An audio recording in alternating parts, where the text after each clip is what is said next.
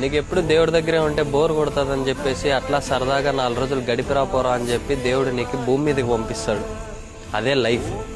భూమి మీదకి వచ్చే ముందరే దేవుడు క్లియర్గా నీకు చెప్పి పంపిస్తాడు. ఏమని, నువ్వు భూమి మీదకి వెళ్ళిన తర్వాత బంధుత్వాలు పెట్టుకొని అక్కడే ఉండిపోదాం అనుకుంటున్నావేమో, అట్లా కాదు, నేను ఎప్పుడు పిలిస్తే అప్పుడు వచ్చేయాలని చెప్పి పంపిస్తాడు. కానీ మనం మనుషులం కదా, మనం అవన్నీ లెక్క చేయము.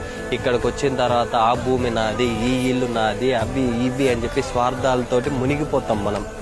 చెప్తానా చూడు, నువ్వు ఫేస్ ప్యాక్లు మేకప్లు వేస్తుంటే ఫేస్ కూడా నీది కాదు, రంగులు బట్టలు వేస్తుంటే దేహం కూడా నీది కాదు, దేవుడిచ్చింది. ఎప్పటికైనా సరే ఈ బాడీ మట్టిలో కలిసిపోవాల్సిందే, నువ్వు పైకి పోవాల్సిందే.